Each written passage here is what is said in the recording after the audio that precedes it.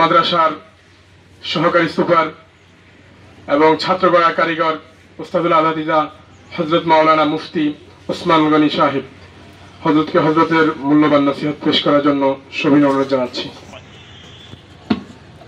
আসসালামু আলাইকুম ওয়া রাহমাতুল্লাহি তাআলা ওয়া বারাকাতুহু। নাহমাদু ওয়া নুসাল্লি আলা রাসূলিহিল কারীম। আম্মা বা'দ ফাআউযু বিল্লাহি মিনাশ শাইতানির রাজীম। বিসমিল্লাহির রাহমানির রাহিম। ওয়া মান ইউতাল হিকমাতা ফাকাদ উতিয়া খায়রান কাসীরা ওয়া মা ইয়াযাক্কারু ইল্লা উলুল আলবাব। সাদাকাল্লাহুল আলিয়্যুল আযীম। বহু ইসলামিয়া দাখিল মাদ্রাসার বার্ষিক সবক অনুষ্ঠান ও পুরস্কার বিতরণী অনুষ্ঠানের সম্মানিত সভাপতি ও অতিথিবৃন্দ এবং অত্র প্রতিষ্ঠানের শিক্ষক মহোদয়, সাথে আমার প্রাণপ্রিয় ছাত্র ছাত্রীবৃন্দ, সকলকে প্রাণঢালা অভিনন্দন ও উষ্ণ অভ্যর্থনা।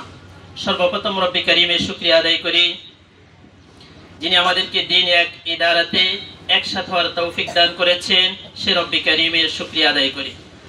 লাখ কোটি দরুদ ও সালাম সাইয়্যিদুল মুরসালিন ইমামুল মুরসালিন খাতামুন নবিয়্যিন রাহমাতুল লিল আলামিন মাহবুবে খোদা আহমদে মুজতবা মুহাম্মদ মুস্তাফা সাল্লাল্লাহু আলাইহি ওয়াসাল্লামের উপর।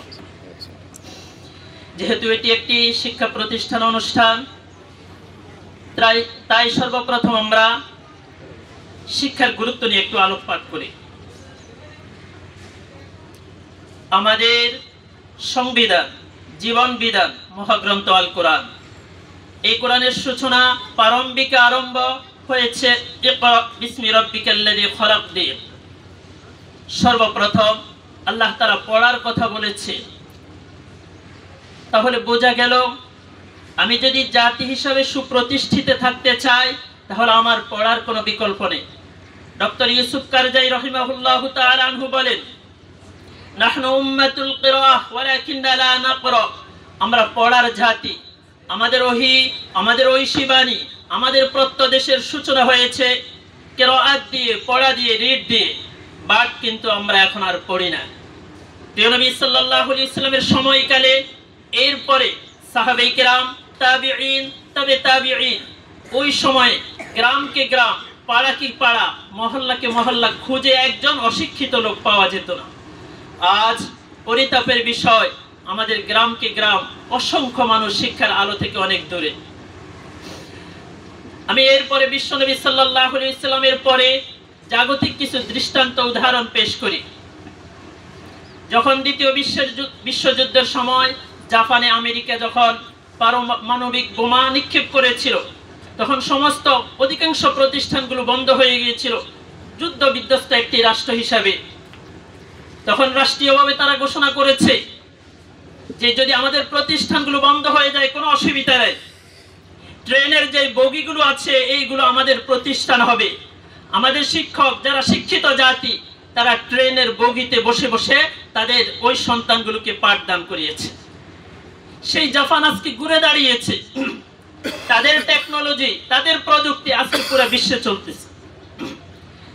আমেরিকা যখন কিউবাতে যখন হামলা করেছিল, পুরো একটি রাষ্ট্র, স্টেট, দেশ যুদ্ধ বিধ্বস্ত। ফিডেল কাস্ট তখন রাষ্ট্রপ্রধান, যখন শিক্ষিত জাতিগুলো, শিক্ষিত মানুষগুলো যখন কারারুদ্ধ, যুদ্ধ বিধ্বস্তে কেউ নিহত হয়েছে, কেউ মারা গিয়েছে, কেউ আহত, কেউ পঙ্গু, তখন তিনি তার দেশের যারা অষ্টম শ্রেণীতে পড়াশোনা করে, পড়ালেখা করে বা করেছে, তাদেরকে তাদের প্রতিষ্ঠানগুলো শিক্ষক বানিয়ে দিয়ে প্রাথমিক শিক্ষাটা বাধ্যতামূলক করে দিয়েছে। সেই কিউবা আজকে ঘুরে দাঁড়িয়েছে। এই অল্প সময়ের আলোচনা যে কথা, শিক্ষার কোনো বিকল্প নেই। শিক্ষা একটা জাতিকে ঘুরে দাঁড়াতে শেখায়। সে শিক্ষা থেকে আমরা যত দূরে সরে যাব, ওই সমাজ, ওই দেশ, ওই এলাকাবাসী তত পশ্চাৎগামী হবে, পিছনে পড়ে যাবে। এজন্য আজ সময় এসেছে, যদি আমার টাকা না থাকে, আমার অর্থ না থাকে, আমার সম্পদ না থাকে, ভিক্ষা করে হলেও সন্তানকে মানুষ করা একান্ত প্রয়োজন। তাই আমরা শিক্ষার প্রতি গুরুত্ব দিব। শিক্ষার জন্য প্রতিষ্ঠানের একান্ত প্রয়োজন। এই প্রতিষ্ঠান কিভাবে দাঁড়িয়ে থাকবে? সমাজের শিক্ষা অনুরাগী যারা, শিক্ষা বান্ধব যারা, তারা এগিয়ে আসতে হবে। তাদের মেধাকে, তাদের বুদ্ধিকে, তাদের অর্থকে প্রতিষ্ঠানের সাথে সম্পৃক্ত করতে হবে। সাথে সাথে যারা শিক্ষিত জাতি তাদেরকে সমাজ মূল্যায়ন করতে হবে। যদি গুণীজনকে মূল্যায়ন করা না হয় তাহলে এক সময় গুণীজনরা হারিয়ে যায়। আজ যারা অশিক্ষিত, অনেক মানুষ অর্থের আধিপত্যতার কারণে সে অগ্রসর হয়, কিন্তু শিক্ষিত জাতিগুলো পেছনে পড়ে যায়। এই বিষয়টা আমাদেরকে খেয়াল রাখতে হবে।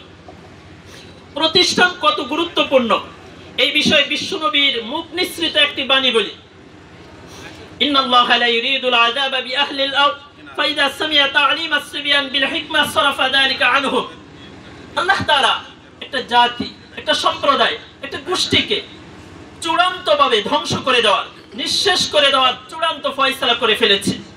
ফাইযা সামিআ তা'লিম আস-সিবয়ান বিল হিকমা, হঠাৎ করে কিছু যুবক, হঠাৎ করে কিছু মাসুম বাচ্চা, হঠাৎ করে কিছু ছোট্ট বাচ্চা তিলাওয়াতে কোরআন শুরু করেছে, মহাগ্রন্থ আল কোরআন থেকে তিলাওয়াত শুরু করেছে। রব্বে কায়নাত বলে, রব্বে করিম বলে, মহান আল্লাহ তাআলার পক্ষ থেকে তখন চূড়ান্ত ফয়সালা হয়ে যায়। ওই সমাজ থেকে, ওই পাড়া থেকে, ওই মহল্লা থেকে আযাবকে উঠিয়ে নেওয়ার চূড়ান্ত ফয়সালা করে। তাহলে ধর্মীয় শিক্ষা প্রতিষ্ঠানের কোনো বিকল্প নেই। এই ধর্মীয় প্রতিষ্ঠানগুলো এই সমাজের জন্য, এই পাড়ার জন্য, এই মহল্লার জন্য একটি দুর্গ। এই প্রতিষ্ঠানগুলো থাকার কারণে করোনার মতো মহামারী আমাদের দেশকে অনেক বেশি নিরাপদে রেখেছে। করোনার মতো মহামারী থেকে আমাদের দেশকে এত বেশি নিরাপদে রেখেছে, যেটা উন্নত দেশগুলো এত বেশি নিরাপদে থাকে নাই। এটি যে ধর্মীয় প্রতিষ্ঠানগুলোর উল্লেখযোগ্য রবের পক্ষ থেকে একটি অনুগ্রহ আমাদের দেশের জন্য, আমাদের পাড়ার জন্য, আমাদের মহল্লার জন্য। ধর্মীয় প্রতিষ্ঠানগুলো এক একটা দুর্গ, এক একটা কেল্লা, এগুলো টিকে থাকবে। আসমানি গজব, জমিনি গজব, হাওয়াই গজব, জিসমানি গজব, সর্বরকমের গজব, মুসিবত, আকস্মিক দুর্ঘটনা থেকে রব আমাদেরকে হিফাজত করে। শুধু তাই না, প্রিয় নবী, বিশ্ব নবী, শ্রেষ্ঠ নবী মুহাম্মদ রাসূলুল্লাহ সাল্লাল্লাহু আলাইহি সাল্লাম বলেন, যেখানে কোরআন তেলাওয়াত হয়, যে কবরবাসীর পাশে তিলাওয়াতে কোরআন হয়, যতক্ষণ পর্যন্ত তেলাওয়াতে কোরআন হয় ততক্ষণ পর্যন্ত আল্লাহ তাআলা সেই কবরবাসী থেকে, কবর আযাব থেকে তাদেরকে নিষ্কৃত রাখেন, মুক্ত রাখেন। আমি তো বলি, পুরো ভূমি গ্রামের বিক্ষিপ্ত কবরস্থান দরকার এই প্রতিষ্ঠানের আশপাশে। আজকে যারা এখানে আছে, 10 বছর পরে এরা নাও থাকতে পারে, তাদের কবরস্থানগুলো একটা প্রতিষ্ঠানের পাশে হোক, যাতে করে বাচ্চাদের কোরআন তেলাওয়াত তাদের কবরে যাতে পৌঁছে। এটা আমার মনে হয় আমাদের সমাজ প্রতিনিধি তারা আছে, তারা যাতে এটা মাথায় রাখে এবং অদূর ভবিষ্যতে এটা চিন্তা করে। আমি পৃথিবীতে 60-70 বছর থাকবো, এখানের জন্য কত লাক্সারিয়াস, কত জৌলুসপূর্ণ ঘর নির্মাণ করি। আমি যে লোকটা সর্বশেষ মারা যাবে, তিনিও কবরে 40,000 বছর থাকবে। তাহলে এই কবরের পাশে যদি আমার এরকম একটা ধর্মীয় প্রতিষ্ঠান হয়, কতই না লোকটা সৌভাগ্যবান। এই প্রতিষ্ঠান টিকে থাকতে হলে অনেক কিছুর প্রয়োজন।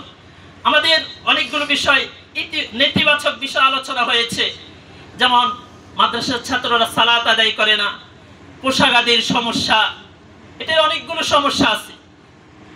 1 নম্বর বিষয়, এই সন্তানগুলো আমাদের কাছে 4 থেকে 5 ঘন্টা থাকে, বাকি 18-19 ঘন্টা এরা তাদের মাতা পিতার কাছে থাকে, অভিভাবক অভিভাবিকাদের কাছে থাকে।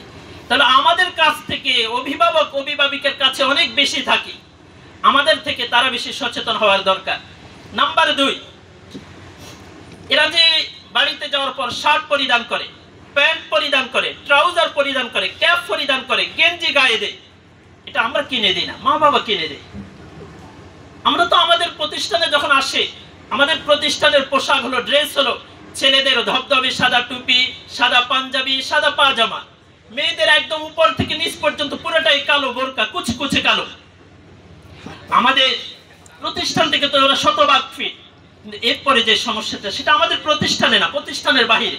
তাহলে আমাদের চেয়ে বেশি যারা অভিভাবক অভিভাবিকেরা, তারা সচেতন, সযত্ন হওয়ার দরকার। আরেকটি বিষয় দরকার, সেটা হলো বড় বড় যে প্রতিষ্ঠান, আমি নোয়াখালী ইসলামী আলিয়াতে প্রায় 14 বছর, এখন ভার্সিটি হয়ে গিয়েছে, 14 বছর তারাবি পড়াইছি। ওইখানে প্রত্যেক বছর পুরো বাংলাদেশের 6টা আলিয়ার একটা আলিয়া হলো নোয়াখালী ইসলামী আলিয়া। ওইখানে ছাত্ররা অনেক মেধাবী, প্লাস প্রতিষ্ঠানের অনেকগুলো নিয়ম আছে। তার মাঝে একটা বিষয় যেটা, সেটা হলো আদর্শ সন্তান, যোগ্য সন্তান তৈরির জন্য মাদ্রাসার চৌহাদ্দি, মাদ্রাসার পরিবেশে থাকা একান্ত প্রয়োজন। আমাদের একান্ত ছাত্রাবাসের একান্ত প্রয়োজন। যদি আমাদের ছাত্রাবাসের ব্যবস্থা হয়, এখন যে সমস্যাগুলো, সালাতের সমস্যা, পোশাকের সমস্যা, চুলের সমস্যা ইত্যাদি ইত্যাদি। মনে হয় যদি আমাদের ছাত্রাবাসের ব্যবস্থা হয়, অদূর ভবিষ্যতে আমাদের এই সমস্যা অনেকটাই কেটে যাবে। সর্বশেষ যে কথাটা বলতে চাই, আমাদের এখানে অনেক প্রতিষ্ঠানের হিতাকাঙ্ক্ষী, কল্যাণকামী, শিক্ষা বান্ধব, শিক্ষা অনুরাগী অনেক ব্যক্তি এখানে উপস্থিত আছেন। আপনাদের এখন যেমন আপনাদের সুদৃষ্টি আমাদের প্রতি আছে, আমাদের প্রতিষ্ঠানের প্রতি আছে, আমরা এটিকে আরো বেগবান, আরো দ্রুত, আরো ব্যাপক, আরো বিস্তৃত কামনা করি। আমাদের সুখে দুঃখে আপনারা পাশে থাকবেন, তাহলে রব এর বিপরীতে আপনাদেরকে দুনিয়াতে উত্তম পুরস্কার, বিনিময় পুরস্কার দান করবেন। পরকালে আমরা আশাবাদী যে রব এর উত্তম প্রতিদান দান করুক, সাথে সাথে রব্বে কারীম এই প্রতিষ্ঠানকে কবুল করুক, উত্তরোত্তর সফলতা দান করুক, আমাদের অসম্পূর্ণ কাজগুলোকে সম্পূর্ণ করার তৌফিক দান করুক। আমরা যারা এই প্রতিষ্ঠানের সাথে সংশ্লিষ্ট সম্পৃক্ত রয়েছি, রব আমাদেরকে কবুল করুক, আমাদের খিদমাকে কবুল করুক। ওয়া মা আলাইনা ইল্লাল বালাগ। আসসালামু আলাইকুম ওয়া রাহমাতুল্লাহ।